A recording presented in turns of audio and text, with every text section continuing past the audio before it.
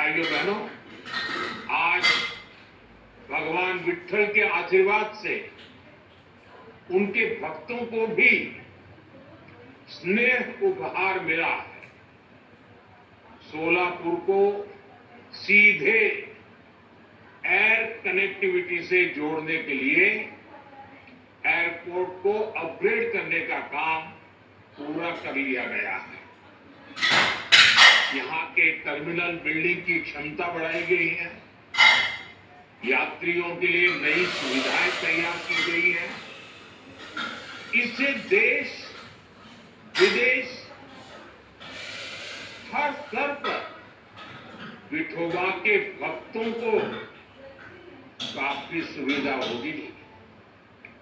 भगवान विट्ठल के दर्शन करने के लिए लोग अब सीधे सोलापुर पहुंच सकेंगे।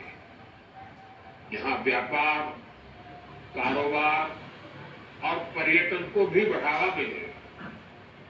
मैं महाराष्ट्र के लोगों को, आप सबको इन सभी विकास कार्यों के लिए बहुत बहुत बधाई देता हूं, शुभकामनाएं देता हूं।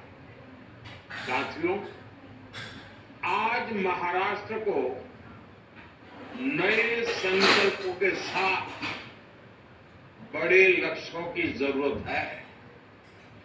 इसके लिए हमें पुणे जैसे हमारे शहरों को प्रगति का, अर्बन डेवलपमेंट का सेंटर बनाना जरूरी है। आज पुणे जिस गति से आगे बढ़ रहा है, यहां जनसंख्या का दबाव भी उतनी ही तेजी से बढ़ रहा है। पुणे की बढ़ती जनसंख्या शहर की स्पीड को कम न करे, बल्कि उसका सामर्थ्य बढ़ाए। इसके लिए हमें अभी से कदम उठाने की जरूरत है। ये तब होगा जब पुणे का पब्लिक ट्रांसपोर्ट आधुनिक होगा। ये तब होगा जब शहर का विस्तार तो हो, लेकिन एक क्षेत्र की दूसरे से कनेक्टिविटी बेहतरीन रहे। आज महायुति की सरकार इसी सोच और अप्रोच के साथ दिन रात काम कर रही है। साथियों, पुणे की आधुनिक जरूरतों को ध्यान में रखते हुए बहुत पहले से काम किए जाने की जरूरत थी। पुणे में मेट्रो जैसा एडवांस ट्रांसपोर्ट सिस्टम बहुत पहले आ जाना चाहिए था, लेकिन दुर्भाग्य से बीते दशकों में हमारे देश के शहरी विकास में प्लानिंग और विजन दोनों का अभाव रहा।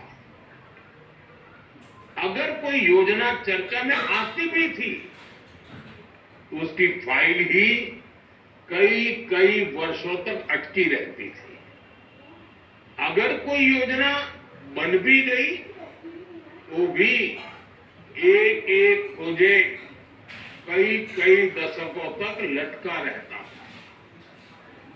उस पुराने वर्क कल्चर का बहुत बड़ा नुकसान हमारे देश को, महाराष्ट्र को और पुणे को भी हुआ। आप याद करिए, पुणे में मेट्रो बनाने की बात सबसे पहले 2008 में शुरू हुई थी, लेकिन 2016 में इसकी आधारशिला तब रखी गई जब हमारी सरकार ने अड़चनों को हटाकर तेजी से निर्णय लेना शुरू किया। और आज देखिए, आज पुणे मेट्रो रफ्तार भी बढ़ रही है और उसका विस्तार भी हो रहा है।